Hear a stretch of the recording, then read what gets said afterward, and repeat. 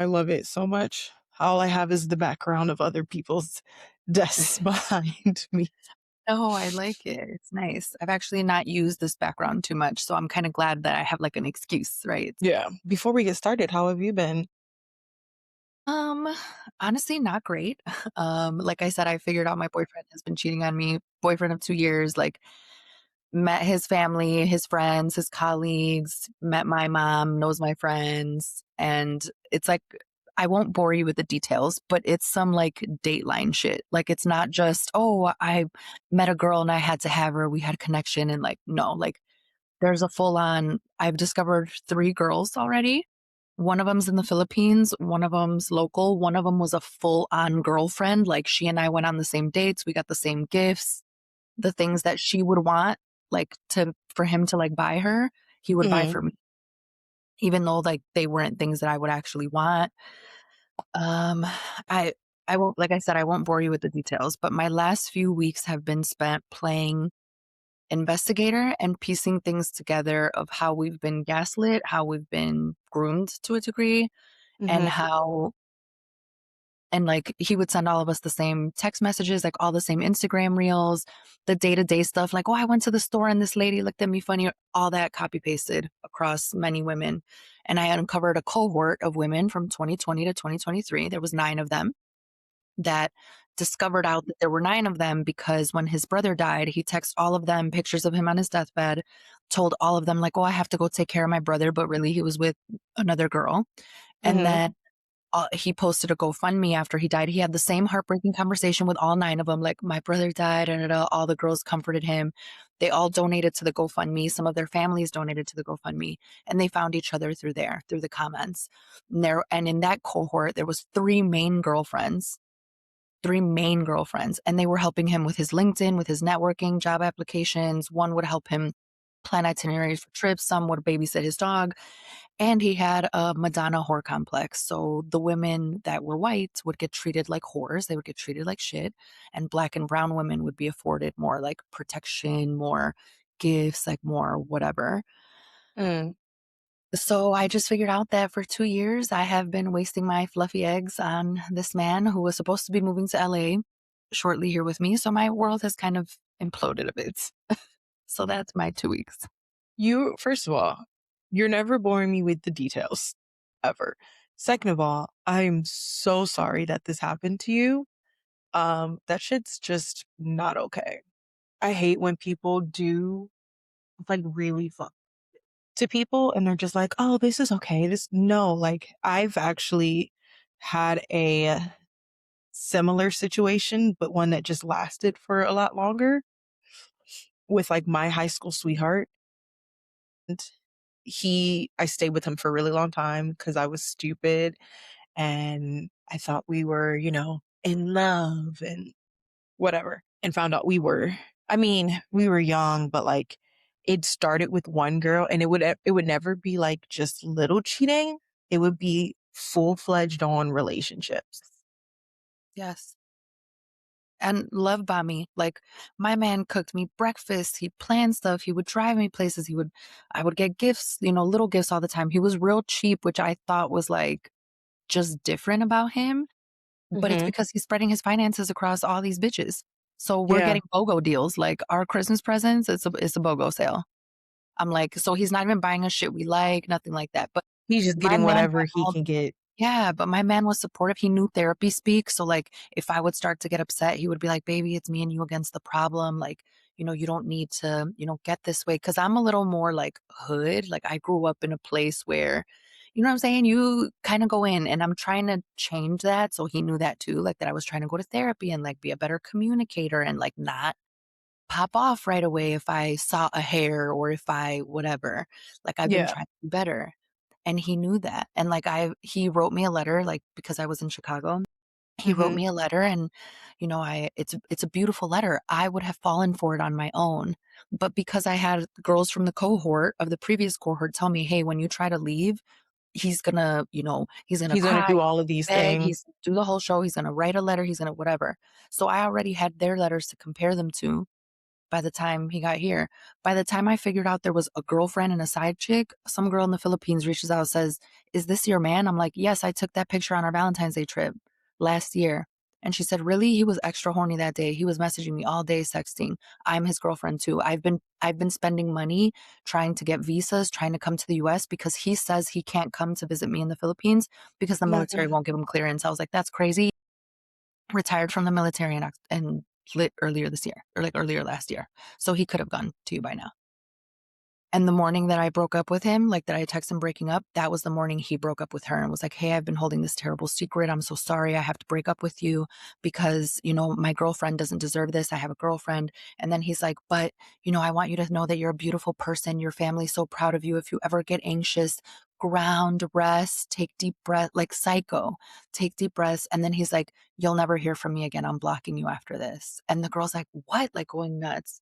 So that's when she reached out to me. So I'm like, "You got a bitch in the Philippines that you ain't never met?"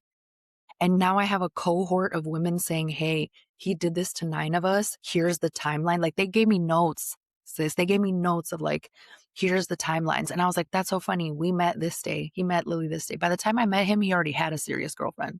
I just ain't have a clue in the world. And me and her have a lot of similarities. So yeah.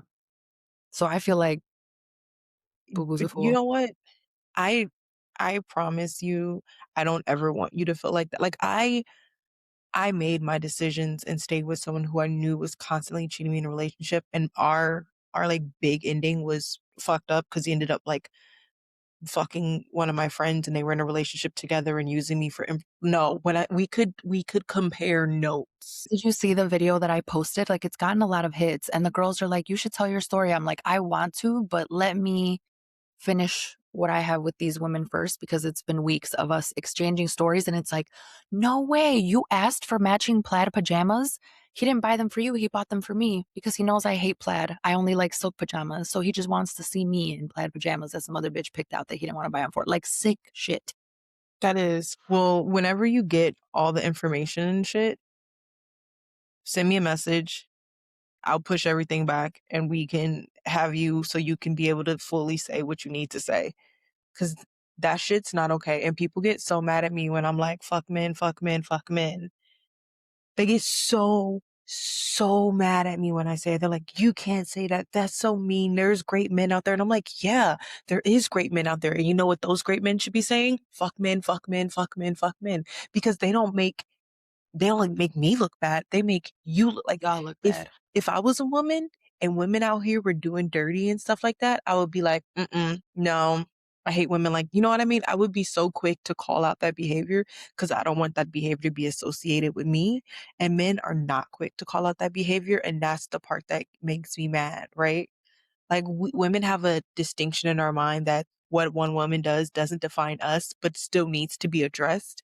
Men Correct. have this belief that what a man does defines all of them. And like that, I don't know if you've been like following me on social media. I got so much hate for me saying that I won't date black men right now. I was like, I love black men, truly do. I wanted to have black men 100%. But the way that they are moving right now, I saw that. Yeah. people My man got was black. My man was black. the way it's just the way like that, the way It's that they're egregious, bro. It's egregious. The women that he targeted were all in our late 30s. We all want marriage and kids, and he mm, promises us marriage and kids and, like, next steps, and it's like, "Bro, you're wasting my good eggs. Like, you are wasting my yes. most fertile years." You did this like, his whole cohort before, they were all women in their mid to late 30s that also wanted family and kids, all independent, well established. They don't need anybody's money, so it's easy for him to spread his little finances around without us missing anything. Like, it's egregious. Like, bro, if you just wanna drop dick off and be community dick, be Then community. just say it. We need good dick on call. We need to know who is who. We need to put on condoms. That's okay. You do not have to lie and tell women that, and like the whole week before I found out, we were on a road trip at Joshua Tree and Big Bear. All week long, we're talking about how we're raising our kids, that we want to buy property outside of Chicago because we can get acres. Oh, I don't want my kids to listen to certain kind of music because I don't want them this. And I'm like, well, I don't want my kids to be geeks. Like, they could listen to music and know not to say whatever. Like, we're planning our lives. I'm talking to this woman. they're doing the same exact shit, planning lives. And it's like, bro, why are you fucking with women who you know, like, these years are formidable for us Yeah. and you're wasting our time? Like, that's been my 2 weeks. I am so sorry because unfortunately, I don't know exactly the pain, but I know very similar the pain, and it is just a huge mind fuck and it ruins everything. I Yeah. literally moved out of the state of California because I was like, can't do it anymore. I'm so tired. Like, is this what's like out there for us? And it makes me really passionate about. So right now, part of what I'm still pursuing is I think there are two other women. I think there's one to two other women, and I will not stop until I find them because if this is happening to them, I need them to know now before it gets further. But Mhm, anyway, I want to know how to protect us from this. How do we tell 20 something year olds that haven't seen this before that, we're still getting caught up in as older women who have dated? I've been in narcissistic relationships before, which is why I was able to spot certain things. mhm, But how do we break this down in a way that makes it palatable? I saw an article that the Cosmopolitan just wrote mhm, about it's about narcissists and sex or like love bombing and sex and like mhm, the type of bond that that creates, for women. And I recognized myself in there in terms of like how forward he was with his sexuality. Like this is an example, like the unsolicited, dick pics and sexual conversations and innuendos that you as a girlfriend start to go for because you're like, well, I don't really want this, but I'm appeasing my man type thing. Anyway, mhm. the article broke it down in a way that it didn't say anything vulgar. I think it should have given examples, but it's like a guidebook. Like, if you're seeing this, you're not crazy. Like, how do we give that to women? Like, you have your gut instinct. You know, you need to know more. How do I give you the playbook so that you can recognize it as it's going? Because there's just no way we can spend our fucking years like this. There's no reason. No, I agree. Um, Sorry. no, you're fine. Once again, like, you're just like, it's fucked. It fucks up your whole life. It fucks up your whole mentality. It fucks up your whole sense of being. So 100% I understand you being, because I was also so fixated on it. When I found out the last one, I was so like, I couldn't get my mind off of anything but this Yes. and learning more. And Yes. even when I had finally left him, I learned that it was even like, I get it. I want to, like I said, I definitely want to sit down and have this conversation a little bit more on a separate thing. Um, but before we move on, I do want to say I'm so sorry. Be like that sometimes. Yeah. Well, hopefully we can make things a little bit lighter for a second. So we're gonna run our little intro and then we'll Let's get go. into it a little bit. All right, Let's do it. let's go.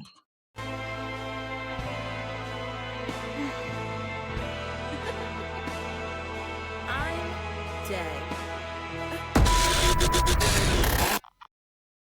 All right. Hello, hello, hello, and welcome back to another episode of Basically Unbothered.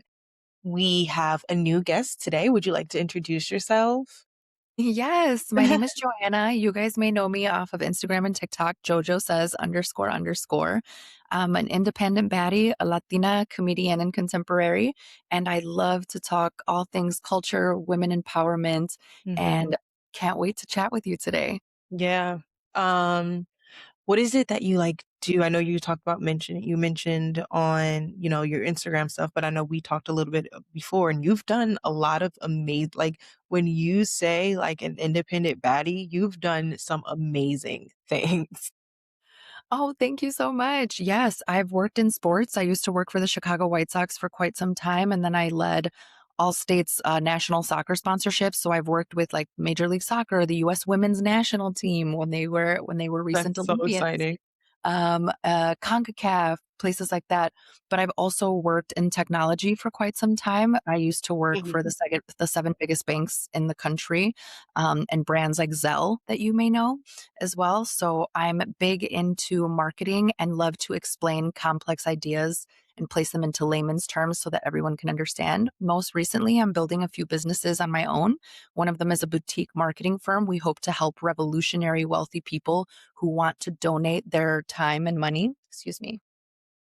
We would like to help revolutionary wealthy people who want to find the right charities to change the world, do that. Mhm. So the people that I'm co-founding this with have worked with like the likes of Mackenzie Scott, right? Who donates a lot of Jeff Bezos's divorce money to some of the best philanthropies in the world. So we want to help folks like Cheers that. to her.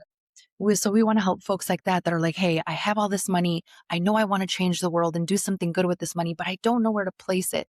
We have Mhm. all the experience and all of the connections to help folks really hone in on the topics that they care about solving and letting them know and providing philanthropic and PR strategies around that. So I'm building that firm right now.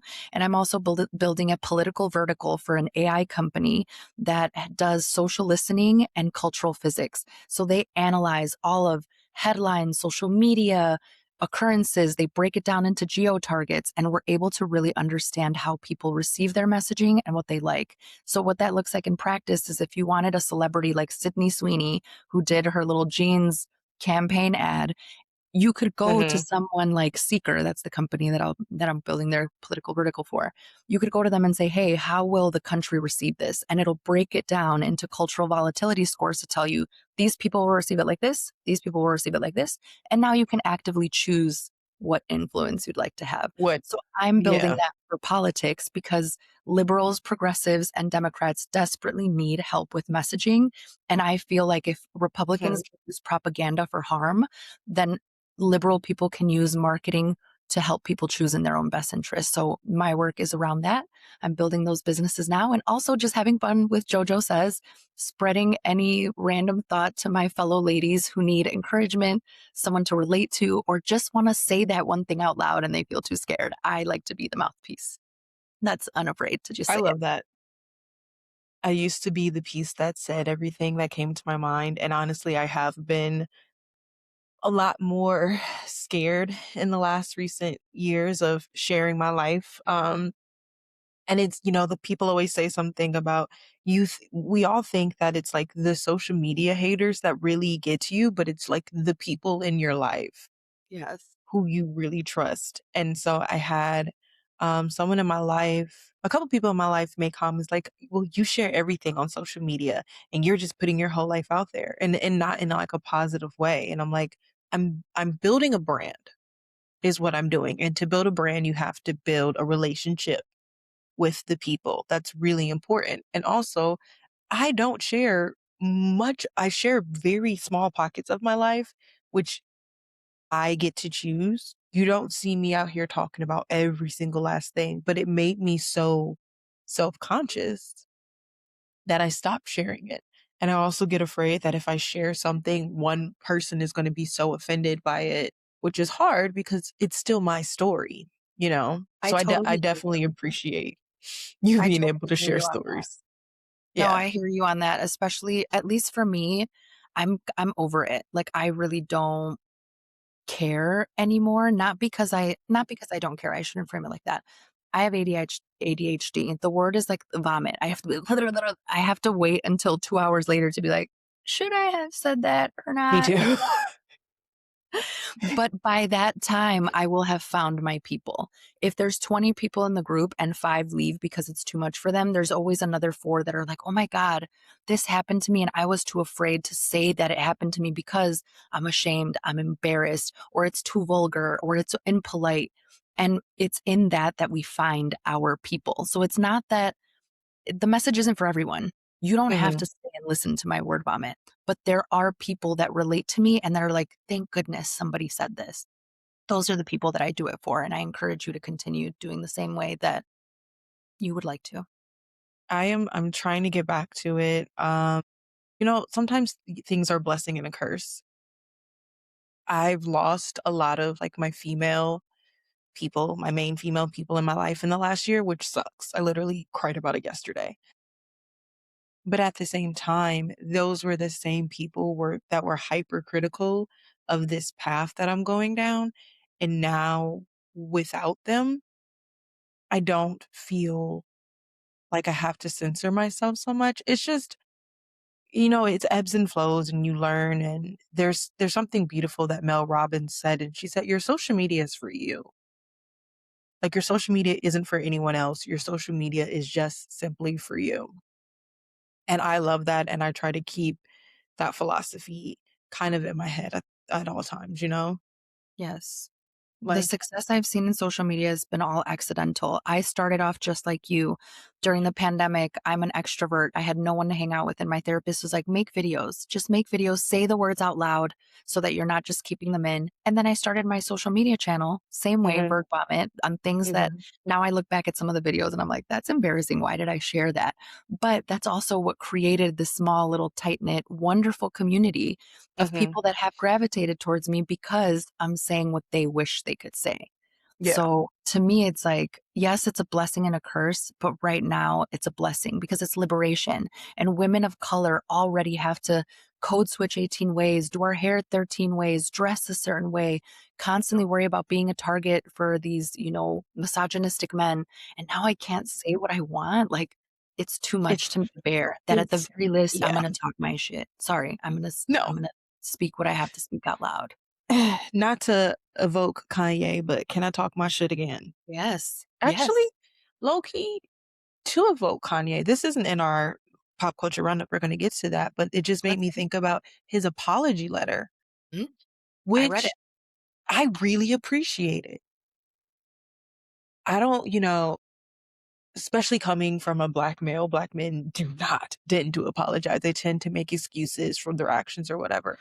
And that I want to like copy, it's going to make me cry and I have no idea why. I want to like copy his apology and use it as an example of how you should apologize to people because he didn't blame anybody else for his actions. He took responsibility for it. He explained why his actions looked the way that he did. And then he also said that still doesn't excuse what I did or what I said or the large majority of the people that I've hurt. And I understand that I have to do a lot to repair those relationships that I, let down and betrayed. And I was like, I definitely have not agreed with a lot that he has said, but him saying, I got off my medication and getting off my medication created this manic cycles. Like, oh, Kanye, we kind of knew this whole time. Yes. But I do appreciate like a real apology. And it wasn't, him on a screen with lighting. It was him actually taking time to really think through his words. So I appreciate that. I don't know how you felt about it. I noticed the medium first, that he Mhm. chose the Washington Post. He chose to buy an ad when he could have easily gone to like social media. He could have, like you said, formed a video. I thought Mhm. it was a very official thing. I also know that he recognized his Jewish audience of like, Mhm. these are kind of the main people that I'm apologizing to. So they may not see me on my platform. I Cuz want to they take probably blocked me. because they probably blocked me. So I'm going to take it out in the Washington Post so that it's more official, right? It's Mhm. always going to be in historical record. They will always have a copy of the Washington Post and he will, be in there. So I noticed the medium first, which let me know he was serious. I Mhm. also think he has a PR team, right? He has a PR team that let him know if you're going to issue this apology, these are the 5 points you need to hit. And this is what the medium should be. So I thought it was very calculated again. Mhm. I do know that Kanye West's persona, I'm also from the west suburbs of Chicago, so I understand Black Chicagoan men. And to your point, there's a lot of audacity. There's not a whole lot of apologizing. And usually, if the apology is done verbally or in person, that may have read differently. You may not be able to take him as seriously as if it were in writing in the Washington Post. So I think that was deliberate Mhm. because knowing Kanye, he might have added additional color in there that would have made it less impactful. But I also think Kanye West wouldn't sign off on something unless he meant it with his chest. And that's, you know what? That's one of the things I like about celebrities who are authentic, whether you like them or not, because that is how you know that whatever they said is authentic. And segueing into that, let's get into our pop culture roundup.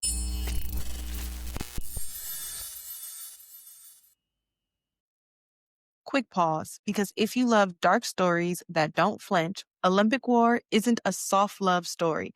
It's violent, it's chosen, and it cost everything. Through war, betrayal, and survival, Moonstone fights for devotion that refuses to die.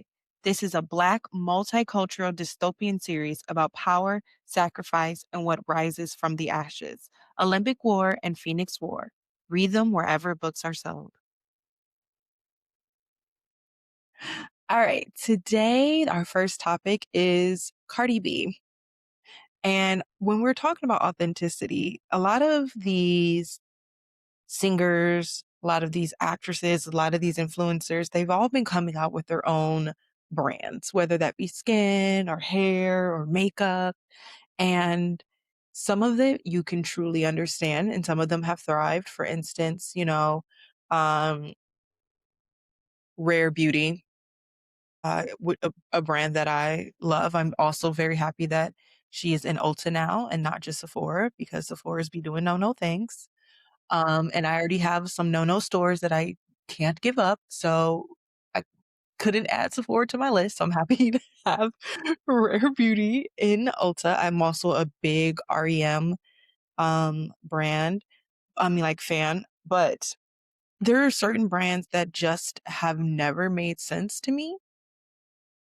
And the people that have made these brands have never made sense to me. And the Beehive is gonna come after me, but I'm gonna say it. Sacred never made sense to me. Tell me more. Tell me more. It just I feel this way about Beyoncé brands in general. Like, I yes. know that her music, wonderful, love it, Renaissance tour, whatever. I too have my critiques of Beyoncé, but in terms of her products, they never resonate. And I think a piece of it is authenticity. Like, No. Beyoncé hasn't been in real life scenarios in decades and decades. She's not going to understand necessarily what women of a certain economic demographic need to do in order to accomplish some of our beauty routines. Beyoncé has too much access, I think, so sometimes it just doesn't land where like Cardi has landed. I'll let you keep Right. going. I agree 100%. I think that Beyoncé has never I think one of the things that I've not liked the most about Beyoncé is she's never came off as relatable. And part of that is and I love this for her, like, she keeps a lot of her private life private, but none of us really truly know what Beyoncé is like, who Beyoncé is.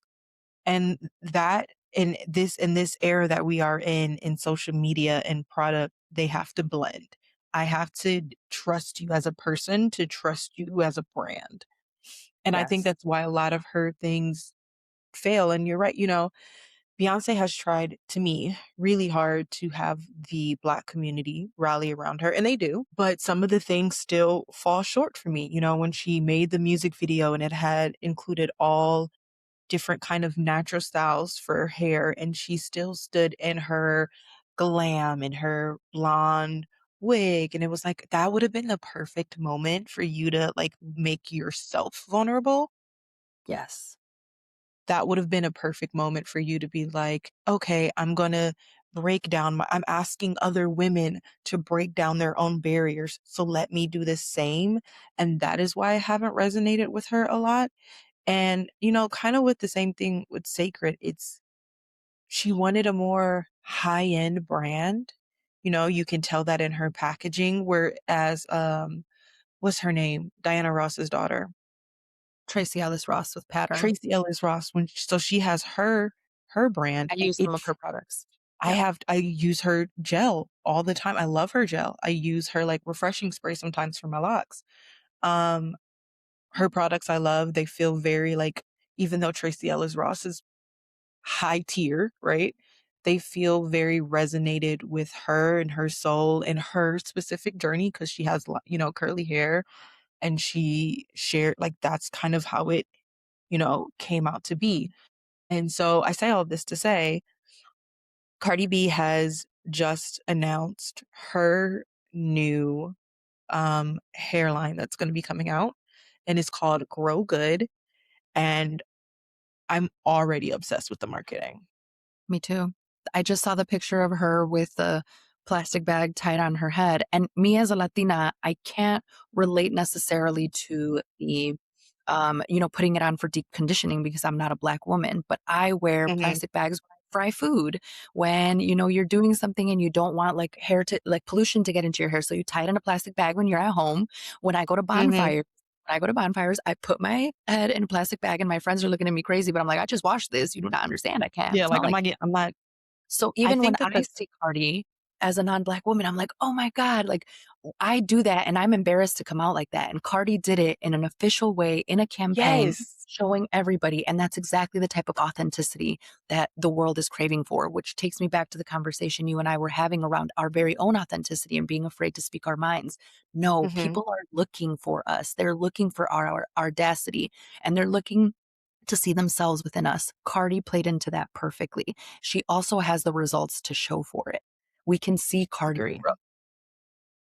And it's been well planned because she's gone through the whole, like, thing, and one of the things that pissed me off is someone was like, Cardi is Hispanic, so obviously her hair is gonna grow different, and I was like, "Actually, correction, she is Afro-Caribbean, Afro-Latina. Put some respect on her." Because 'cause I'm Afro-Caribbean, and I'm like, "Put some respect on her name." She represents more than one culture, and just trying to put her as a Latina or whatever doesn't fully encompass, and I think that's the other thing I love about her hair brand is it's bringing 2 things that people see maybe differently together because I agree with you. The first thing I'm always going to protect is my hair. My whole body can be soaked in the rain, Yes. but I bet you my hair is going to be okay. Yes. And Yes. there's very few communities who will understand that. And to me, the African American community blended with the Latina Hispanic community together, we understand like our makeup tends to be similar, our styling tends to be similar. We don't have similar hair, but the way that we treat our hair tends to be similar. And I love the idea that, you're talking about wearing the plastic cap to cook and everything. I used to wear the plastic cap and I still do a plastic bag when I dye my hair. Yeah. You just And reach for it. I also plastic bags used to be like my shower cap. What do you Yes. mean? Why am I Yes. spending Yes. $5 on a shower cap? I put Exactly. a And that's where Cardi also taps in because Cardi lived in a certain socioeconomic status that we can look at and respect. Cardi knows that women like us need to make cuts and corners in places in our lives. And some of the first places that take those cuts are luxury things like Mhm, skincare, all that sort of stuff. But we still have the same baddie desires to be our most gorgeous selves. So we're going to mhm, find a way. If I can't buy the coolest lotion, I'm going to lather myself in coconut oil.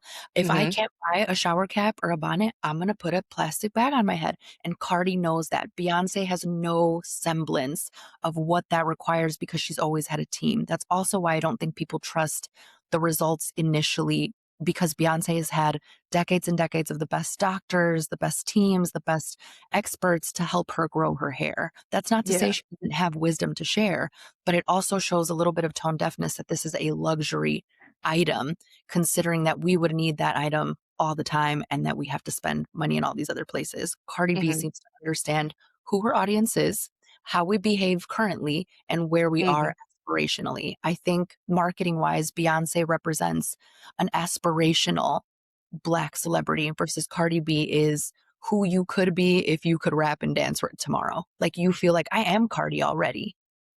Like she and I relate yes. a room and we could talk shit. I could drink Hennessy with Cardi B and not be nervous, you know? You right, like, I could hang out with her, and we could just talk shit, and you know what? I'm not a big Cardi B fan fully of her, like, music and the, like, surgeries and everything, but I am I've always told people that if you had to give me a list of favorite female rappers, she'll be ahead of so many other people.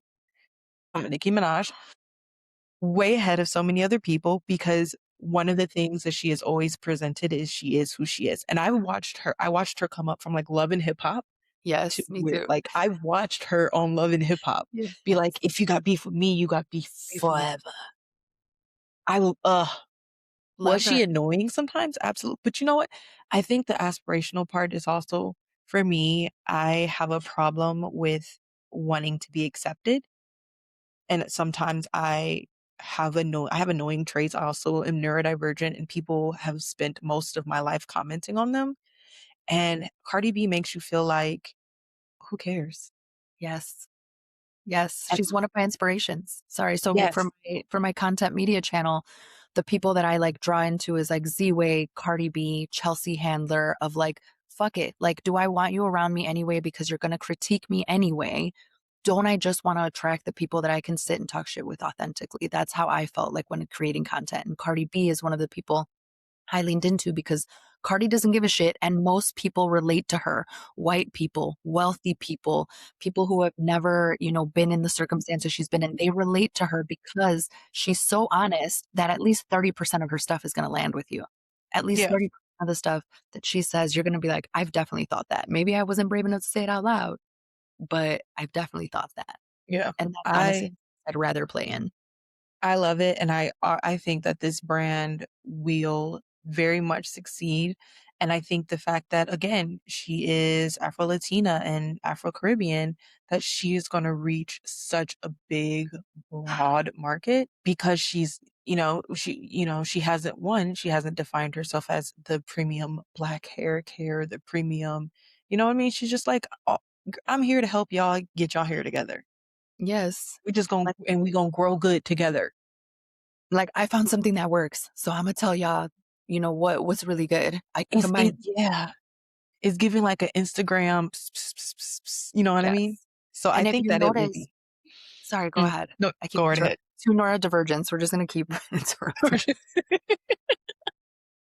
So so that's another thing with Cardi that you mentioned, like, Beyoncé's campaign was, like, her in, like, her blonde wig, and it's like, "Sis, we're talking about hair growth, like, let me see your shit, like, I wanna see your hair. How did Yes. your hair get better? Where did your hair start? Because if Beyoncé's hair started in a good place, like, what does that look like? Whereas Cardi, she took that shit off, and for years, Cardi has also shared her hair experience and said, "I wear wigs because I wanna protect my hair. This is how far my, hair has gone. This is what it looks like when, it's straightened or flat ironed." So I feel like Cardi has been planting these seeds that she has done a good job of becoming her product beforehand, as opposed to Beyonce, who sells us amazing music, who that makes us want to aspire to be the best, most badass women we can. It makes Mm, us believe we already are. That's why she's so aspirational. But she's not placing herself in our real world scenarios. mm-mm. Cardi is, and that's why a Beyoncé product is a more difficult sell because that's not what she's selling us. She's selling us like aspiration, keep going, go work out, build up business, go work hard. This is what Black excellence looks like. This is what women of color can be striving for. Cardi B is saying, bitch, your life is hard. These men be cheating on you. They don't pay you enough at work. This government ain't shit. You can't grow your hair. I found something that works for me. Let me tell you. And that's why Cardi B is so relatable and her marketing is much easier because it feeds directly into her brand and her brand Mhm. awareness. It fits. Beyonce has never chosen products that fit. Yeah. And you know what? Honestly, I've taken that into mindset when I'm building my brands now. When I'm building my brands, I've pulled back on promoting as much, and I've taken some of my Instagrams where I show my products, and then I created my Pure Tifa one where it just kinda shows photos, videos of me just living my life like today was. I woke up and I was feeling it was a mess last week, so here I am doing yoga, you know what I mean? And that leads into people seeing more of what my life looks like. And then when I start talk and when so while I continue to talk about my teas and my candles and everything like that, people start to see that it's not just this product that I'm selling, like it's actually a part of my whole lifestyle that I have. And that's been my biggest struggle is being able to connect in that way again because I'm limiting myself. But you're right, like Cardi has done marketing genius of building on this so that it feels very aligned with who she is already. We're gonna head into our next topic. Our next today is it's I did change one of our topics, so I can't wait to show you that one. But our next topic today is going to be about the statement the Super Bowl halftime made. Now, I talked a bit about this on I do like a recapped episode. I actually have to start watching Love is Blind ugh, for this week's episode.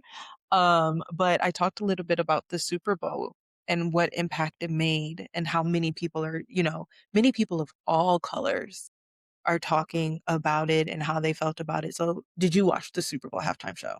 I did absolutely danced through it, teared Yeah. up, screamed. I was mad Ricky Martin looked so fine because why do these gay men get to look so fine? I can't. I'm That's like, because why is they do the only thing skincare. It's gold? because gay men do skincare. gay men know how to like they need to teach the straights. I'm like, you guys need to be doing workshops. Y'all need to what haircuts are you getting? How many times a week are you working out? What are the cleanses? What's the skincare routine? Because these men need help. They do. Ricky Martin, like, it's funny because I was watching it and I was like, "Oh my gosh, mom, Ricky Martin." She's like, "There's no way that's Ricky Martin." And I forgot who else she named like Enrique Iglesias. And I was like, "No, mom, that's Ricky You can Martin." never, yeah. But yeah, I loved watching it. Again, my family is from the United States Virgin Islands. So a lot of people don't know that this is like St. Thomas is where my mom is from, and this is Puerto Rico, and we're neighbors. So Yes. all of our culture is very, like a lot of the United States Virgin Island culture is very intermeshed with Hispanic culture and with French culture. So a lot of our foods, but my mom says French culture more, but I think a lot of like Caribbean food and Hispanic food, especially like Hispanic island food, is very, very similar. But it was interesting to see some of the things that he had in the Super Bowl halftime show, like the markets that made me think about St. Thomas and the markets that we have. It felt good. Good. It It felt felt like I imagine that Hispanics, specifically Puerto Ricans, felt very seen, but it felt like being seen. it felt like I feel like because people of color, specifically first generation folks here in the Mhm, United States that are people of color, we are consistently guests in places. We always walk into spaces where we may be the only person of color, or we may be the only person with our hair, or we may like there's so many things that are gate kept from us right off mhm, the jump that whenever we enter these spaces, we always have to tend to accommodate to them. Right. So like for me in corporate and school, business meetings, I'm always the guest. And I don't think a lot of white Americans, as we saw their reaction to the Super Bowl halftime, they're not accustomed to being guests in spaces and the experience not revolving around them and their likes.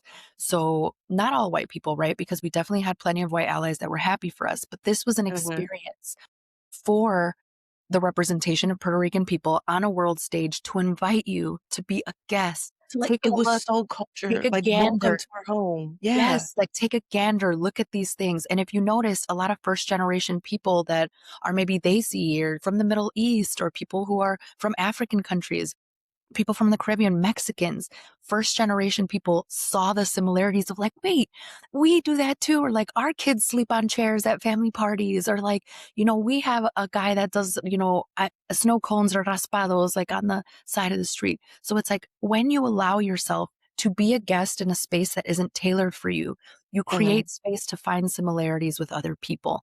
And you have the time and the joy of watching someone else experience their full authenticity in front of you and you just watch.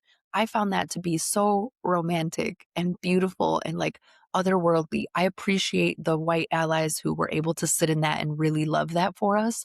It makes me pity the people who can't because they will never open up their perspective to understand how much beauty is out there in the world that doesn't have to be belong to them. It doesn't have to be coveted by them. You don't have to wear the stuff. You don't have to dance like that. You don't have to speak Spanish in order for you to say, "Dang, they're having a really good time. That looks like, beautiful." they Like it makes jamming, me like, I want dance. I It wanna makes I me wanna want get in. yeah, and it's like if they only knew that most people of color enjoy that, like come to the house. I will feed you a plate of food. You will take home leftovers. I will teach you how to dance. We'll make sure you have the hospitality around you that it really bothers me that so many people rob themselves of the experience of other people. So when I saw that halftime show, it really just brought my Latinidad forward and I felt proud. I'm Mexican, but man, Mhm, I was proud of Puerto Ricans. Like you guys are a tiny island mhm, owned by the most imperialist nation in the world that will not let you vote, that privatizes your electrical grid, that mhm. gentrifies your spaces, that steals your resources, subjugates its people. And somehow you have created a superstar so undeniable that the world cannot look away. You did not give him this opportunity, he snatched it. And the rest of us get to watch in your full glory. And we love to see you be yourself. Again, going back to that authenticity. No matter who it upsets, people love to see you shine as you. You will I always agree. gravitate towards those folks. I agree. Again, one of the things that I'm working on, I want to go back to, you were talking about like first generations. I've learned recently, and it's funny because I told my friend and she was like, yeah, duh, that if I looked at myself more as a first generation from my mom being born and raised in St. Thomas, and even though they're both Americans, the culture is so different that I've also, even in Black spaces, I felt like a guest in. And, that's something that is uniquely from people who have had family that immigrated or however you wanna call it, crossed cultures, is that they don't feel connection, like, to their own culture sometimes, and they don't feel connection to the other cultures around them, and that's such a complex thing, and I remember, like, I've been teased my whole life for not being Black enough, and I was like, "I don't understand." I'd get teased back home for not being West Indian enough or Caribbean enough, and it was something that like, you didn't feel like you were missing out on anything, you felt like you were invited in. No one was telling you you're not good enough, or you're not Hispanic enough, or even you're not white enough, however you wanna take that. It was just like, "This is our party. Let's show you how we party. You show us how you party all the time, and we celebrate in how you party. Now it's time for us to be like, this is what this party looks like." And it's interesting, one of my coworkers, she was talking about how she's like, "Dang, I had to tell my, fiance that, like, sorry that he's dating a white girl because I can't dance like that." And my immediate response was like, "Girl, what do you mean? Let's go to Carnival, Oh, we'll head over to St. Thomas real quick. We'll go to yeah, Carnival. We'll go celebrate that. You'll come back and you'll have all the moves."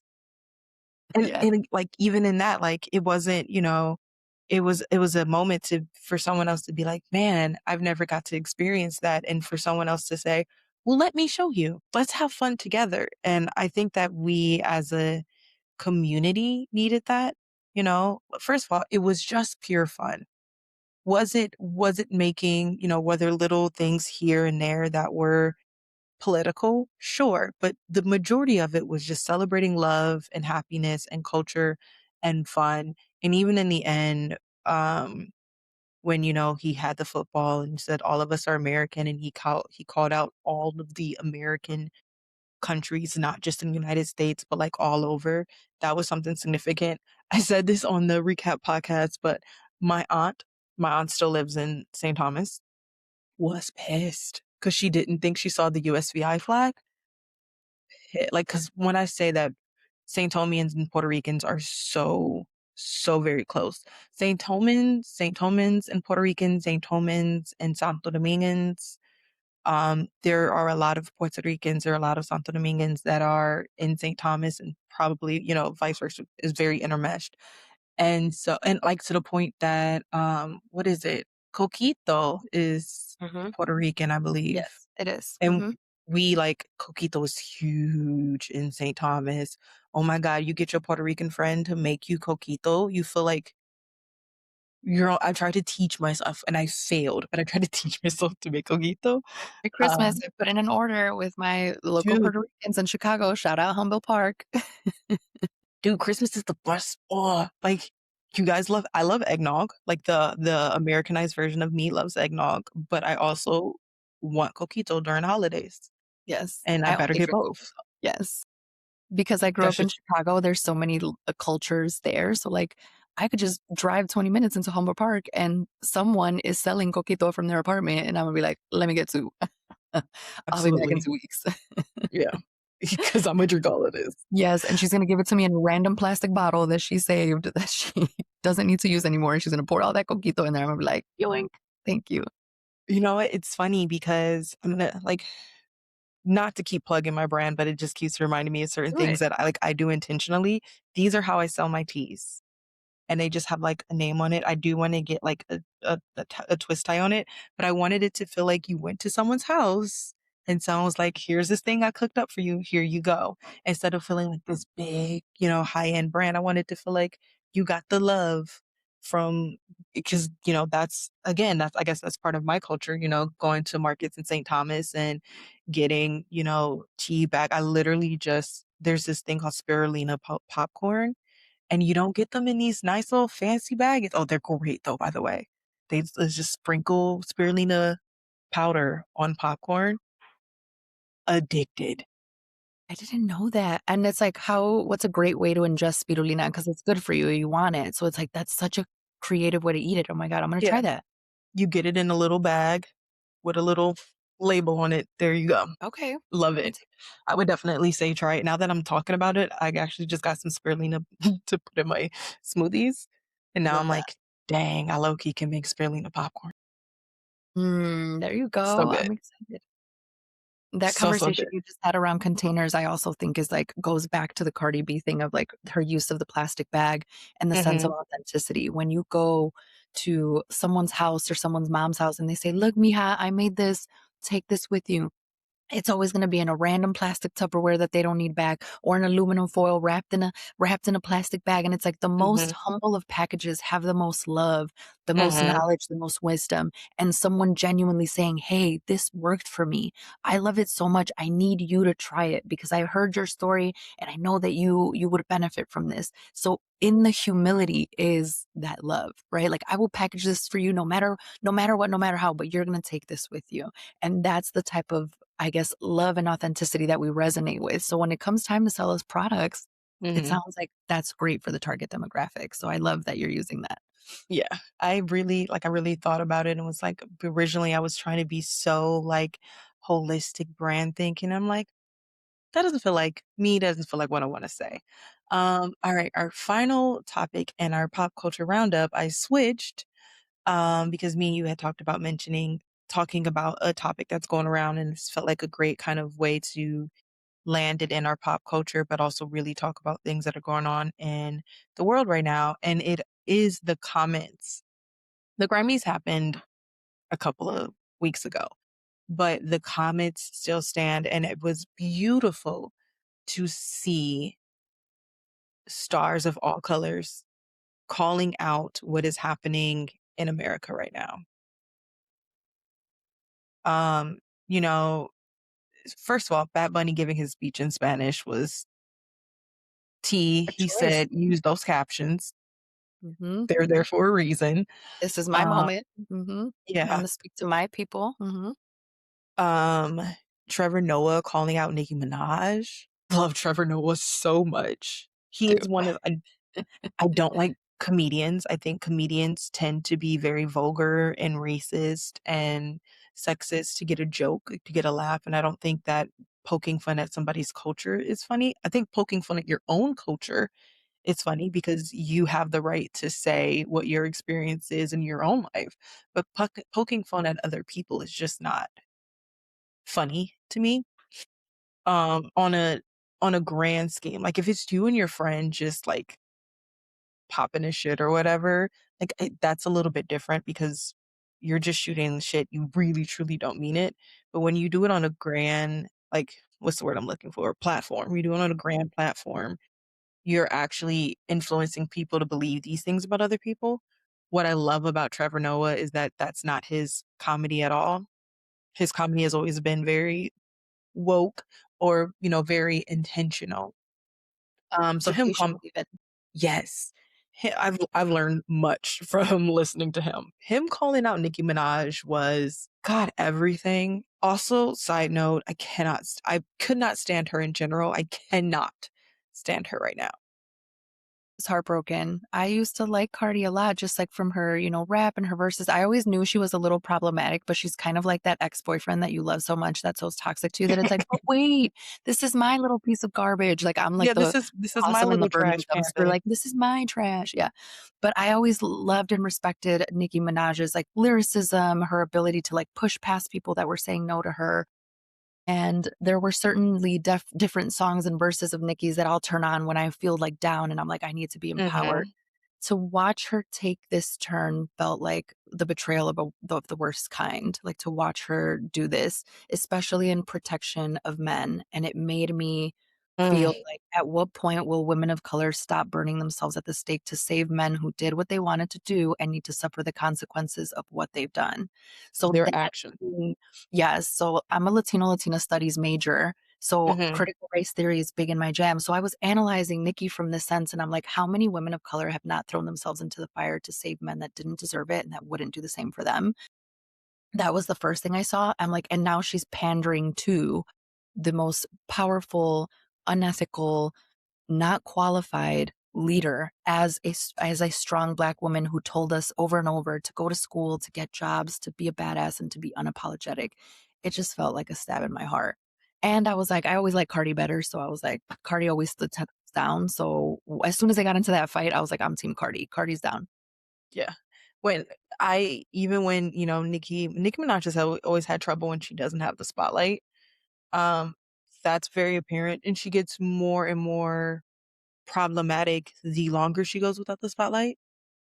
I don't know if you she gets I mean, she had the spotlight as a female rapper for so long. Anytime a female rapper threatens her spotlight, she gets very so, It gives not Ig girls girl.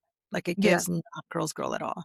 So, like, think about how she reacted to Iggy Azalea, who was just kind of like a 1, 2 hit wonder. I mean, decent rapper, but was like a 1, 2 hit wonder. She reacted very poorly to that. When Remy Ma came out, she acted really poorly to that. When Cardi B started getting big, she acted really poorly to that. When Meg Thee Stallion started getting big, she couldn't handle it. Then she wants to drop out of music. Then she wants to try to make music. There's she she just needs the spotlight. And so, for Trevor Noah to make fun of her not getting it, like, guess who's not here? Guess who's not showing up was freaking hilarious to me. But more than that, I loved how many of the singers, songwriters took time to acknowledge what was happening at the time and what is still happening, which is the abuse of our I don't even wanna say police system because there are police who aren't even okay with what's going on anymore, but it's a common thing that shows up, and I've always wanted it to be more of a unity thing about the brutality of force that we allow here, specifically with, ICE right now. Um, I even when the Black Lives Matter thing, I was very ignorant when I was younger, so if anyone sees a post that says "All lives matter," know that I didn't actually understand what "all lives matter" meant. I was very young at the time, and what I was trying to say is that and I've always tried to be vocal for people who can't be vocal, that I includes cultures that aren't mine. Right? So one of the things that I used to say all the time was, we are very focused right now on the police brutality of African American people, but we ignore the police brutality of Hispanic people in our country, of Mexican people in our country, and they don't have the same visibility.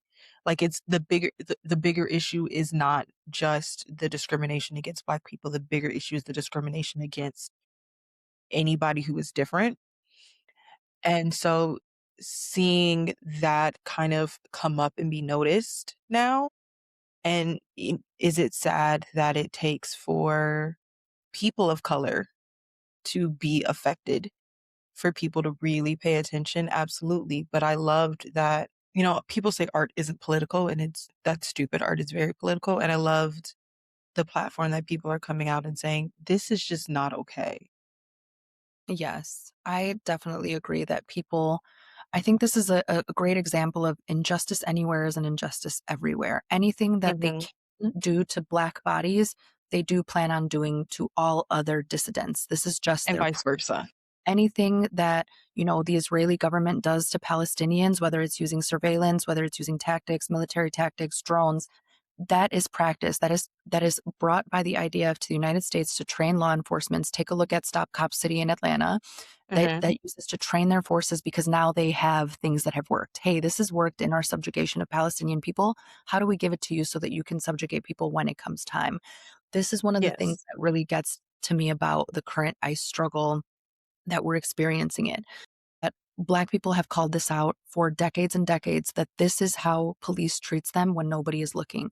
When they get stopped for traffic tickets, when they maybe, get mouthy with an officer, these are the Hmm. type of approaches that happen to them. It's just that nobody's been there to film it, or by the time that it's happened, it's already been swept under the rug and so much is going on, or people have internalized so much racism that they have a greater threshold for the suffering of Black bodies than anything else. So Hmm. people, I think, right now are having a reckoning of, oh, this can extend to others.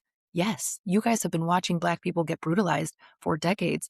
Thought it wasn't going to happen to you. Look at how many Latinos voted. for this that now it comes time that you have to see grandmothers and grandfathers get body slammed in the streets because you thought you were the exception and you are not. And people tried to tell you this and warn you about this. People have And been you wouldn't listen. and people have been screaming about law enforcement. And I don't even want to say law enforcement. I want to say state sanctioned violence because that can funnel into local law enforcement. It can be ICE. It can be anything. It can be a security guard. It can be Secret Service. It can be anybody that the government or that rich, wealthy white supremacists say, hey, fight your own people. We will deploy the National Guard. State sanctioned violence is always an option if you are a dissenter and a dissident. At the end of the day, it won't matter if you're black, white, or brown. However, they will go for the black first. They will go for the brown next. They will come for women when they cannot control the collective. They will Mhm, debilitate resources for children when the women start to, rebel. So these are all tried and true tactics of governments trying to oppress their people. Like I said, I have a degree in this, so like the history of it is really important to me. But I think what a lot of folks don't realize is that this has to be fought in multiple lanes. That's why in culture, in art, it has to be called out. That's where it's called out first. And mhm, then you need protests, and then you need legislation, and then then you need the professors to stand up, then you need the corporations. So it's like we can only work in unison with each other. And where we do see a difference now is there is law enforcement coming forward and saying, hey, I'm actually not okay with this. There was a Harvard study done around protests that said mhm. protests were most effective when you have police buy in, law enforcement buy in. I'm starting to see that shift a little bit here, and I really hope people use it to our advantage because now local law enforcement that maybe doesn't treat their communities as terribly as some other law enforcement of communities do, Mhm. they're starting to recognize that, hey, this isn't just business as usual. They're going after just anybody. And the rest of progressives are saying, we've been known that. We've been known that there was a canary in the coal mine and that canary's been dead for decades. So we knew this was going to happen. At what point are you going to believe us that these people treat us differently? At what point? I agree with that, and it angers me because to speak on the, like, Black side of things, African Americans are so blinded in their own pain, which is understandable, but they're so blinded in their own pain that they ignore that there's a bigger message and a bigger thing here, and that the only way to fight it is to stop dividing ourselves, whether it's within our community or whether it's in our community of minorities. And, stop fighting for who had it worse or who has it better. Yeah, of course. Like, let's be real. People who have more proximity to whiteness have it better. Obviously, there has been a concerted effort that the darker your skin goes, the worse you are treated. And that still exists within even the Black culture. The lighter your skin is, the better you are treated. The darker that your skin Latinos, goes. colorism is Right. very alive and well. That's Y- the uh, that's why it's white supremacy. That's why white Yes. supremacy is the umbrella. It permeates all of our spaces, and we all have it inherently within ourselves. We carry it and we repeat it and we create these cycles for ourselves. Like the work of the oppressor is so Mhm. that we do it to ourselves. We do. Have you it was on Love and Hip Hop, and it was an Afro-Caribbean woman. I can't remember her name, but she was talking about how a lot of these Afro-Caribbean islands, or just islands in general, um, that bleaching their skin is like a common and normalized thing. And I'm like, first of all, I can't understand. I am on the lighter side, and currently hating it personally. I can't the sun's finally coming out, and I'm like, my concealer ain't hitting right now. I need the sun And to look bless tan. my yeah, I need the sun to bless my skin a little bit. I look at myself and I'm like, who is this pale girl in the mirror? Um, but so I can't obviously understand what it would feel like to want to be lighter. I actually want to be a bit darker in general, you know what I mean? But the feeling that you would hate yourself, or that this society has conditioned you to hate yourself and your color so much that you would put harsh chemicals onto your skin and onto your body to make you more acceptable, is infuriating to me. And that all contributes to, like, the white supremacy and the patriarchy and how they all benefit from it.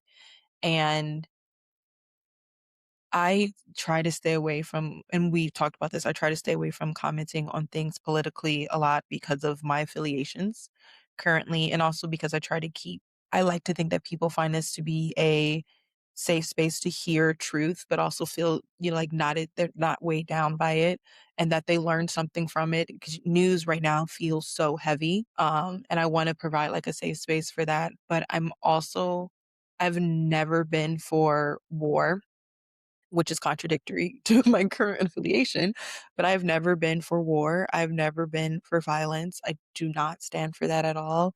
And watching what angers me most, and I'm gonna say this, and if I get in fucking trouble, I don't care. What angers me most is that we are displaying evidence of creating a system similar to the Holocaust, and people are just walking around ignorantly not paying attention to it. And I've been saying this for a year now, and the current behavior of ICE is very exemplative of whatever. Words are hard for me sometimes, the neurodivergent part,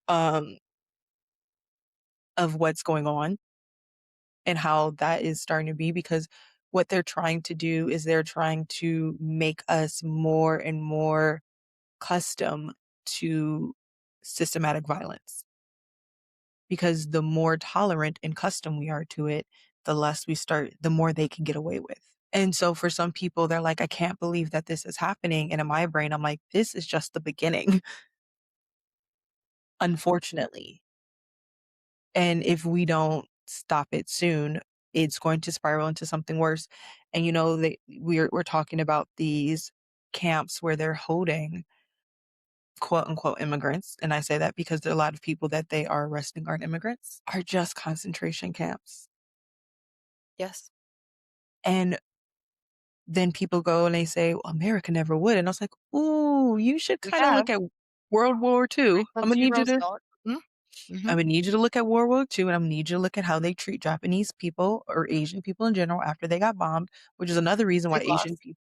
And what they Yeah, lost after they were locked up because their businesses and their homes were taken and lost, their jobs were lost, like, they lost they were generational they were wealth. they were That. moved to camps that Yes. maybe might not have been as severe as you might have considered a Holocaust concentration camp, but it was still a concentration camp. They were moved to camps, and it's probably why Asian people, not all, but some Asian people these days have a very big desire to be white adjacent. What and tying this back into Nicki Minaj, Nicki Minaj is also trying to be white adjacent because what she is looking for is protection. Correct. And that is a radical thing that you will see in people of color now, is that their mind says, we can't win this. So how do I make sure that I live through this? Or I am safe, that I Mhm, pander enough, that I am safe so that, the person holding the purse strings to provisions and protections thinks I'm worthy enough and that I'm gonna act right. And they've already laid all these rules for me. I have to look like this, I have to speak like this, I have to, follow this sort of, career path. I have to like these things. And maybe if I do that, maybe I'll be safe. Me and my family are good. And that's the work of white supremacy, is to create this narrative of what is good, what is acceptable, and what is American mhm, and who you are. I think Toni Morrison said it best when she explained to us that the work of racism, and really any ism, mhm. feminism, any of it, the work of it is to keep you explaining yourself, to keep you saying, well, I'm a worthy, Latina because I went to 'Cause school, and because I did this, and because it works to keep you explaining yourself instead of you being able to live freely and authentically and still be awarded safety and the ability for the pursuit of happiness, right?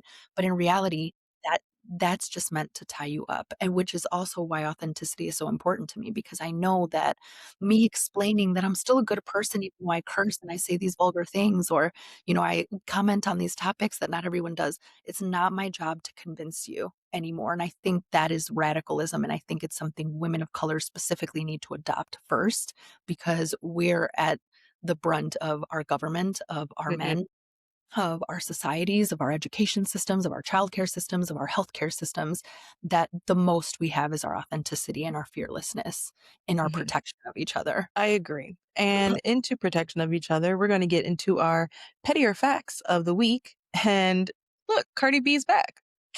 Cardi B's back, and not to continue to diss on terrible men, but Stefan Diggs is back as well. And her treatment. So I don't know if you saw her interview that they interviewed her before No, I the didn't.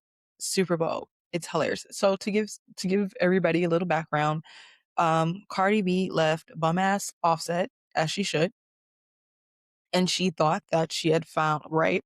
She thought that she had found the one in Stefan Diggs, who has apparently, I don't know if you caught up with this, but apparently it's like 3 or 4 kids all happening in the same year. It's Wild. disgusting. I don't And understand men's, like, need for spreading their seed and creating these fatherless homes and why it speaks to their own, like, machismo supremacy of, like, them being this alpha man. And I also don't I understand got the all men's these kids. dynamic of this. I Nick don't. Cannon. It grosses me out. I think It it's but if a woman had 2 children from 2 different men in 2 years, we would be whores, and it's like, we can only be Madonnas and we can only be whores, and these men who can have be legacies and careers are badasses if they have 18 women with their kids. It grosses me out. it's it's disgusting, and it's I like, I don't have words. Um, yes, so Stefan Diggs, he plays for the Patriots. The other sad thing is, unfortunately, men who get into football, specifically Black men who get into football, most of them into sports in general, most of them are coming from more impoverished homes, or homes that maybe, didn't have as much as some of the other people with, and they're easy targets to get sucked into this culture. There's this book I read about, which was it was a Colorado college, and there was a whole like rape thing going on there at the time. And it was and the girls couldn't sue the rapist, but they tried and successfully sued the college, or the college sports program, because they created a culture that encouraged it almost. And it's sad to see people continue to get sucked up into that. But Stephon Diggs, he played for the Patriots. The Patriots were in the Super Bowl against the Seattle Seahawks. Whoop whoop. Also because the Patriots are giving the new Cowboys, in as form as like what teams people are treating as white supremacist kind of teams, and what their beliefs kind of are. But she was with Stephon Diggs when he made it into when he was going to be one of the players into the Super Bowl, and you could see her snow covered field cheering, we're going to the Super Bowl, we made it, supporting her man, my man, my man, my man. Couple weeks later, they said, Cardi B, how do you feel about Stefan Diggs? Do you have anything to say to Stefan Diggs? And she looks at him and gives the most bruja look in her life. Looks at the camera and goes, "Good luck, everything, and Said you're gonna need it. You're gonna need this the luck. girls who know, and the Yes. girls who don't know, y'all just the way that good luck was just like a curse on your soul. 'Cause Mhm. it wasn't like, "Oh my gosh, I want you to be so lucky in life and have great." It was like, "You're about to suffer. Yeah, this is Good gonna go luck with it." terribly. Enjoy. Good luck. Yeah. Enjoy it Brought all. this And on you know yourself. what? It's I love this, and it infuriates me that when a man is dating a woman, and when he is in sports, whatever the decisions of the woman, or how he acts or behaves or is treated, plays or whatever, it's based off of this woman thing. And I kind of like the Cardi B kind of taking that power back. It also was kind of aligned with the Kardashian Curse commercial that came out for the Super Bowl, which I thought was very hilarious, because call the power back to you. That was the whole, obviously it was a sports betting thing, but the whole kind of statement was like, oh, you think that I have a curse, but in reality, this player just bought me this private jet. So am I the curse, or are you just funding my bills? Which one? Which one? Is Cardi B the curse, or are you just funding Cardi B's tour? Have you just given her Yes. more ammo for people to go Because see her? now all of her cheating songs, they're all going viral, like, through your phone. Like, I was Yes. on your phone last night, all over TikTok. It's like the videos, and the stadium is going crazy because, for one, women relate. Like, we relate to dog men and any capacity, whether they be athletes, whether they be college graduates, whether they have a mattress on the floor and live in Mhm. their mother's basement. For whatever reason, these men have tapped into the psychological warfare of what it is like to court women and fool them. And I think Cardi is so authentic that she's taking us on that ride because let's face it, Stefan Diggs was never a good choice. I think Cardi gangs, we've all said that a long time. Like there was no way for this to end well. But she is taking us on the ride to say, like, we're going to learn together. I'm going to share this with you guys too. And it's another way in which women start to learn discernment. I hope. I hope Mhm. we can start teaching discernment to our girls younger and younger because the Stefan Diggs of the world, they sink their teeth even into the most confident and unabashed women. So if that can Mhm. happen, party can happen to a lot of us. So I do think there's value in us seeing and understanding that. And there's value in Cardi being so, upfront about it all. Yeah. Yeah. So Okay. the last thing, do you think that it Cardi's being petty, or you think she's just spitting out facts? I think she should be pettier. I think she should spit out more facts. I think she should run over this man for having 18 babies at the same time as she had a baby because I do Mm-mm. feel like getting someone else pregnant, while you're at your That most vulnerable, is you're going to split your body in half. You have to birth a child. You have to go through a pregnancy for a man. And he does this. I think he should diabolical. I think it should be like, where's the guillotines? Where's the firing squads? Where are the crowds of women who jump men who do this to women? So for me, it's like, Cardi, load the chopper, let it rain. We wanna hear it, and we also want him to be made an example of so that these men understand we're not just gonna let you guys continue treating women this way. So I hope she says more. Heard, heard, heard, heard. All right, we're going to get into our last topic of the day.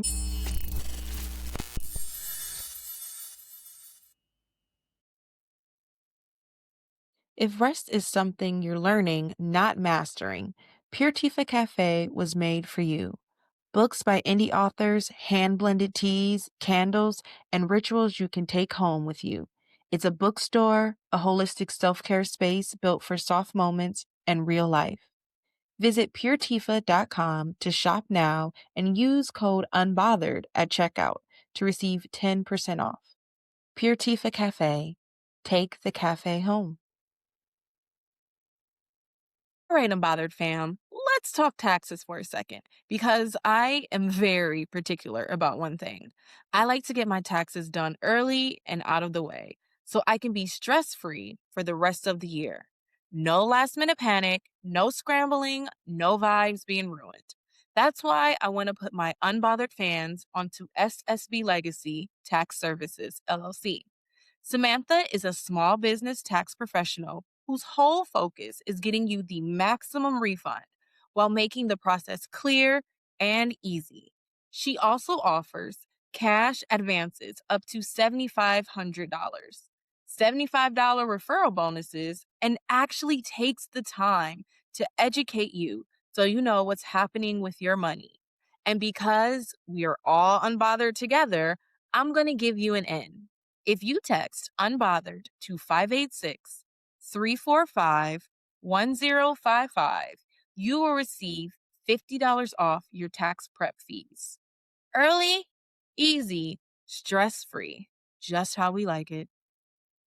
Which is us just chit chatting and talking about. I know that when we were talking about everything, one of the things that is just kind of perfect was, does the message align? And from the time that we talked to the time that now, I feel like this has not been, we've kind of talked about this throughout the episode a little bit, but this has been something that's becoming more and more kind of apparent in the world and everything. So I want to give I want to give this space a little bit to you to kind of talk about kind of what kind of messaging you've seen. I know we talked about Nicki Minaj and how her messaging isn't aligning with her demographic group anymore, and just kind of talk about that a little more. Yeah. Can I touch that into Cardi B as well? Hmm. Because Yeah. during Cardi B's tour, she specifically called out ICE and she said, "Y'all, we finna jump ICE if they out here. Like we're gonna beat them up." And Hmm. that to me was such a beautiful moment because it goes beyond the traditional polite press release of a celebrity saying, "Hey, we don't stand by this," and, whatever. Again, Cardi B understands what it's like to live in the scenarios where someone is out to get you, and they will whoop your ass, and the only people that can keep you safe are your community around you. So Cardi tapped into that and said, "If ICE is outside, we're gonna jump them." Like, I literally give you permission to protect your neighbors, to protect your community, to put your own body on the line so that people know I will not let this stand.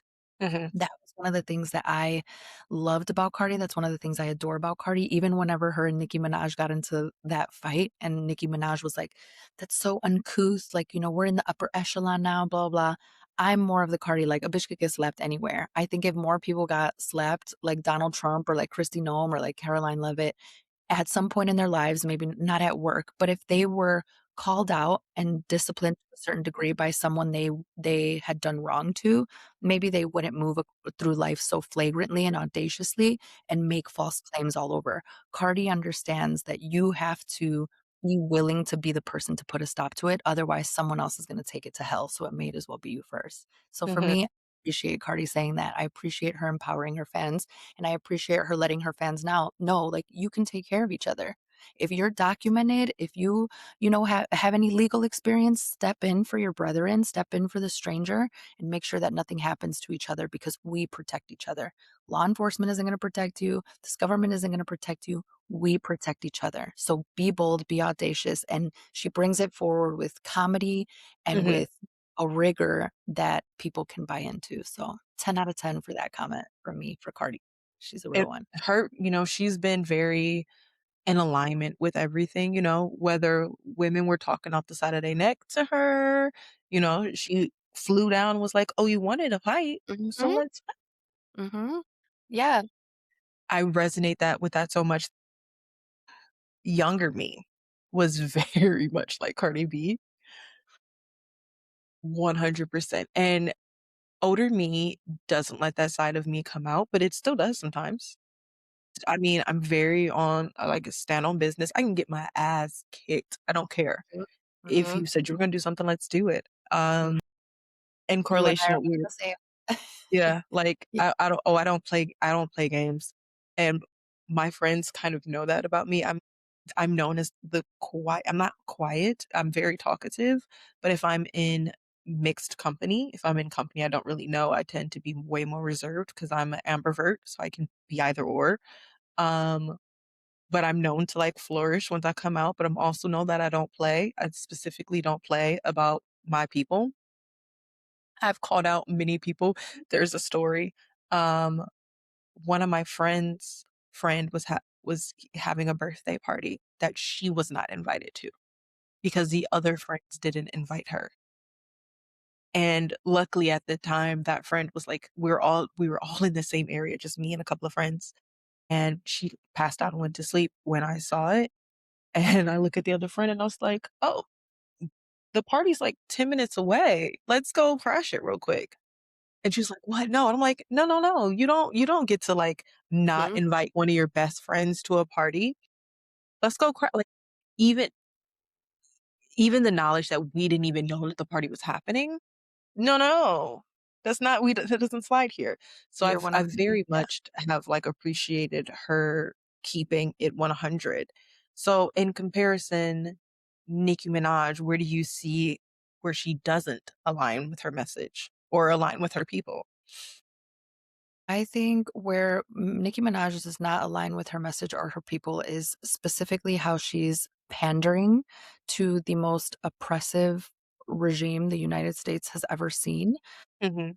She's been someone that stands on the messaging of women empowering themselves, women going out and getting jobs, getting education, not listening to these men, not listening to quote unquote assholes telling you what to do.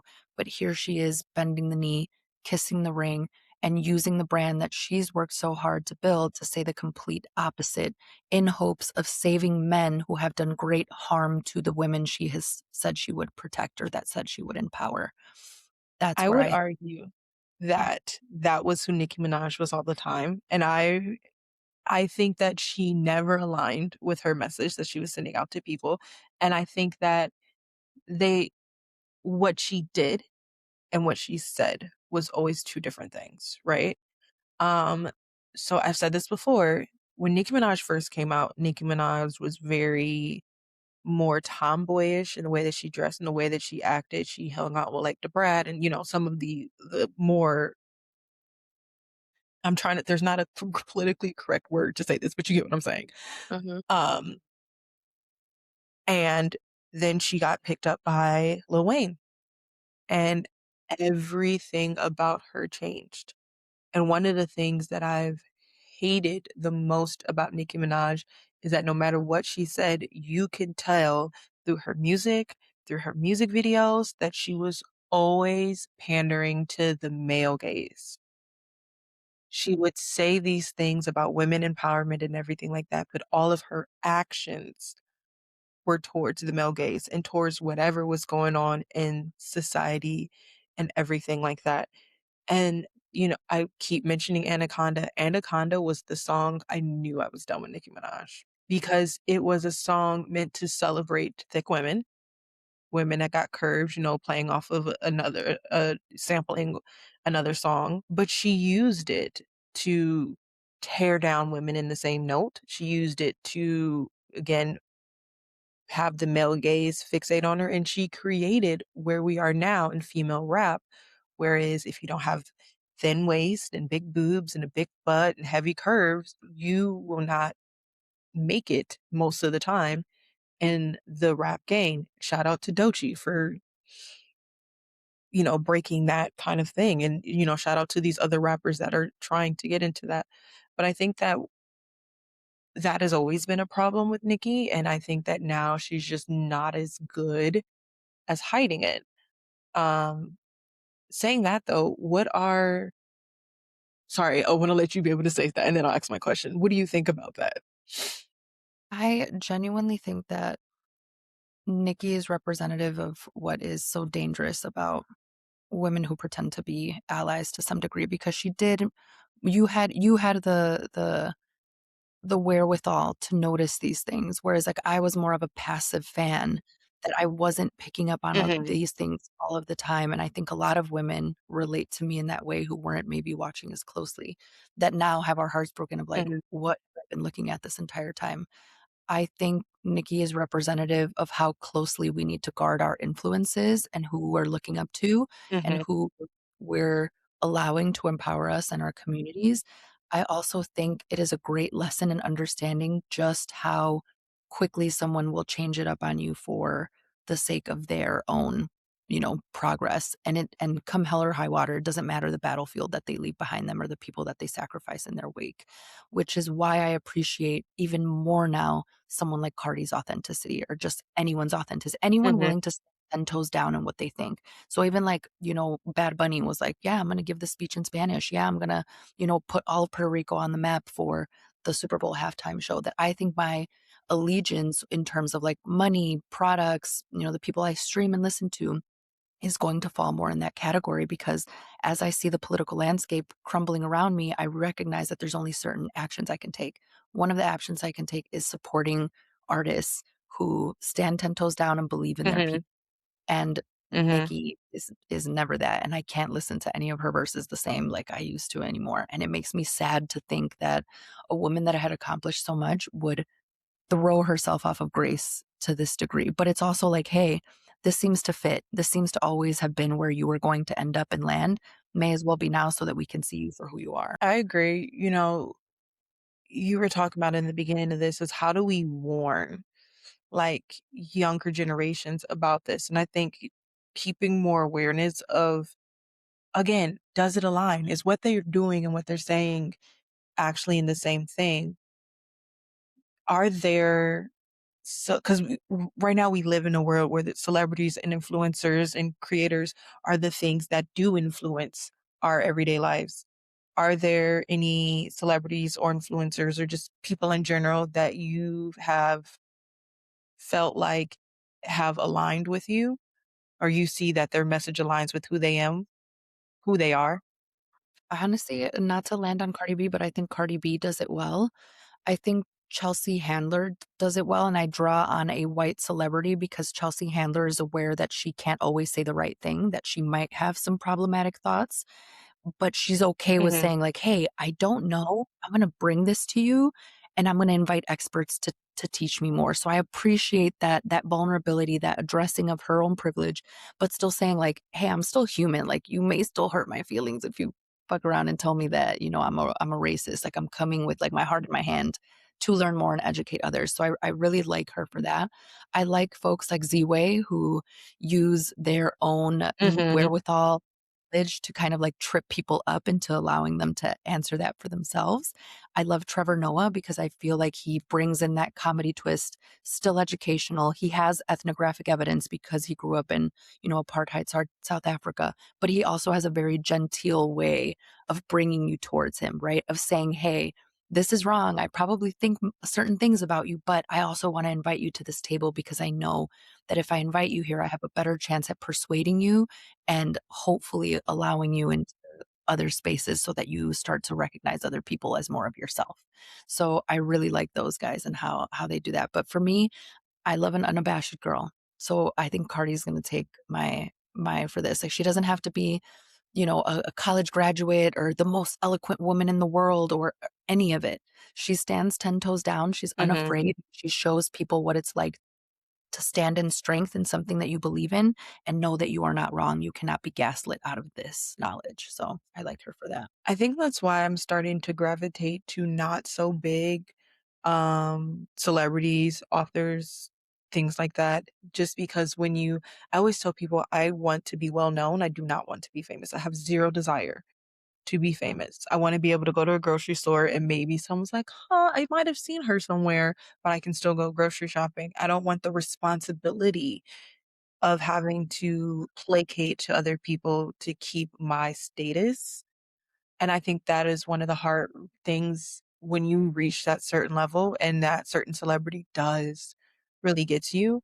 And, I made a comment about Beyoncé not aligning with her message all the time, but I want to be clear that I fully respect that she has the wherewithal to know that celebrity is hard. And if the only thing that she can do to keep her mind sane, her sanity is to protect her peace and protect who she is as a person. I agree with that. I just don't think that she should do businesses in this age just because businesses in this age are fully like vulnerability and um things that way. There's this TikTok creator, I cannot remember her name, but she got big for like calling out men. Um Drew, she was indigenous. Yeah. Drew, Drew Drew Arafalo, Afala. something like that. Yeah, yeah, yeah. Yes, I I love her. loved her. I think she's very, very in tune with who she is. And, I'm pretty sure some of those videos were recorded with her just sitting on the toilet. Maybe not using the bathroom, but her sitting on the toilet, just being like, I got 5 seconds. I love some of the smaller people who are creating and crafting authentic spaces for you to feel safe in. And it is harder to find that now because whether it's any medium, singers, songwriters, actors, sculptures, authors, you find a lot of betrayal. I think J.K. Rowling is a good example of a huge betrayal and her message not aligning. I I w- to me, it is also, and I've said this before, it is also a comment on cancel culture and how that is actually, because it's not used properly, it's not used in a way that is meant to, it's actually creating places where people can't be authentic because they're so afraid that if they say something or they do something wrong, for instance, take Huda from Love Island. Um, if they behave in a way where they're just ignorant, not necessarily vindictive or trying to hurt people or using those terms themselves, but they just behave inappropriately in a situation, they will be forever judged on that, which is why I kind of like the Huda Beauty backlash thing because it was kind of what you did to one person, you now have to you done to you because you don't sit down and make understanding and relating that back to J.K. Rowling. I think that one, she has a different culture. She's from a different country than us, and they have different beliefs and systems. And I think that when she started saying things, it would have been the perfect time for the world to educate. Kind of what you said about Chelsea Handler and being able to be like, okay, guys, hold on. Like, I just don't know. I'm sorry. Didn't mean to have anybody. Let me learn. But the vitriol was really quick and really fast, and I think that it helped to create the monster that she is now and how she doesn't align with the message. And what frustrates me is when people tell people to boycott Harry Potter because of it. And it's frustrating because if you've read Harry Potter, this is why she doesn't align with the message. The message is fully about accepting people for their differences. There are heavy racial tones in this movie about, half blood, mud blood. Those are very much comments that you will find in a lot of communities having to deal with race. It was the story of Harry Potter is so beautiful and powerful for all of the undertones that it has, that it's sad that she doesn't align with the message of her book. Mhm, mhm, mhm. I think it for me, what it sparks is how deeply some of these supremacist standards permeate because they don't just permeate around whiteness, they permeate around sexuality, again, around being Madonnas and whores, around so many things that we don't even realize are being influenced. I agree Mhm, with cancel culture to a degree of like you dox somebody so that they can't make money off of the harm that they're creating. I do mhm, think that it's important for whatever person coming forward with their anything to come so humbly, and I think that's where, like, the difference lies. If someone says like, "Hey, I wanna say this thing. I kinda believe it. I mhm. grew up believing it, but I'm not really sure why, and now I have questions, but I don't wanna offend anybody with my questions." Like, I think that is different than saying like, "Women could never or men could never, and this is not a thing, so let's stop talking about it." Like, the lack of humility is what causes the reaction to be so finite as opposed to saying like, "Guys, I wanna learn more." And I think a lot of people don't are so privileged that they're not used to walking into a room, placing a stake in the ground, and something happening to them. They're not used to that. When Right. in reality, if you and I walk into a room that's predominantly white and we come in, we put our stake in the Mhm, ground, we can get labeled quickly. We can be doxxed in our own ways. It's not called cancel culture, but we know that we have to code mhm. switch in order to avoid that, right? So, like, this exists already for plenty of people without the same privilege. So, I don't necessarily feel bad for J.K. Rowling. I do feel like the Harry Potter legacy is wonderful and should be, and should be read and whatever. But I think that It should be shared. as people, I think we have to come humbly. We don't know what we don't know. I have been in many experiences where I have been the person being taught, and it doesn't feel good. But if you come in with humility and with wanting to understand, people are a lot more docile and nice than we make them out to be. It's just you got to know how to come correct, you I know? agree. I think to a certain extent, I agree. I do think that the patriarchy and white supremacy has kind of taken over cancel culture a little bit because I don't know if people notice this, but they things that are becoming trendy, they will take over and weaponize. They co-opt. They I co-opt have a well. s- I Yeah. I have a statement specifically about like the trans community. I personally feel like people like Caitlyn Jenner and other people who are starting to come out who contributed to the increased rise of visibility that I don't, it's definitely warranted, but it also contributed to this mass hate that we have, which is interesting if you pay attention to the big trans people that were coming out were usually white males. And usually the topic surrounds white males when we have this conversation. And then white males are the ones that are trying to bring it down, including white transgenders like Caitlyn Jenner, who is trying to go against her own community in a sense. And I think that the cancel culture was also taken over a little bit and weaponized against people of color. Um, and I think the problem is that I agree with you about the humility. You have to come humble. The problem is that, and I want this to be clear, it's on all sides because I think that this is a problem that we as people of color have against non people of color, that when they make a mistake, we instantly kind of jump down their neck. And the truth is that one, we're human. I'm going to say something. Like the truth is, as much as I don't want it to be, I'm going to say something about someone's culture that is incorrect. And I don't want the first thing that someone thinks about me is that I'm trying to be racist or whatever. I want the first thing that someone does is says, "Hey, yo, don't say that and tell me why." You know what I Yeah. mean? Yeah. Do it I with think love. that coming from yeah, I think that coming from a place of w w wanting to genuinely help create awareness about what you say and does and how it affects other cultures is so important, and I think in the future, I really want that to be the message. There are some people who deserve to be canceled because there are some people who tote around harmful rhetoric that will forever be imprinted in media and changes the beliefs of people and confuses the beliefs of people.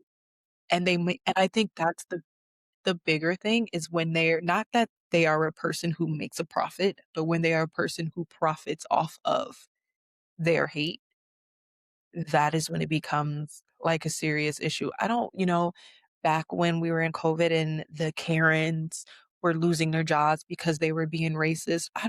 I'm being real. I don't want them to lose their jobs because I'm being racist. Did it feel good in the moment? Absolutely. Looking at where looking at where we are now, I can see how it contribute looking at, like, listening, truly listening to the belief of people who do not look like me, who do not think like me, and fully hearing what they say and realizing that, "Oh, I could see how this action contributed to where we are now, and if maybe instead of kicking Karen out of work, sent her to sensitivity training and we sent her to training, DEI train," you know what I mean? How that could have been more beneficial. And I mean, some people won't change. They just won't. Some people are want like to hate, but some people go ahead. I was going to say, I think in the United States and other places of the world, we have a certain obsession with consequence and discipline and punishment. And Mhm, this is actually a part of how police and law enforcement create spaces for Latino and Black people to police their own folks because we grow up consistently being surveillance, policed, and disciplined for small infractions that we then mhm, grow up believing everyone else should be policed this way. So, like, that's a pipeline.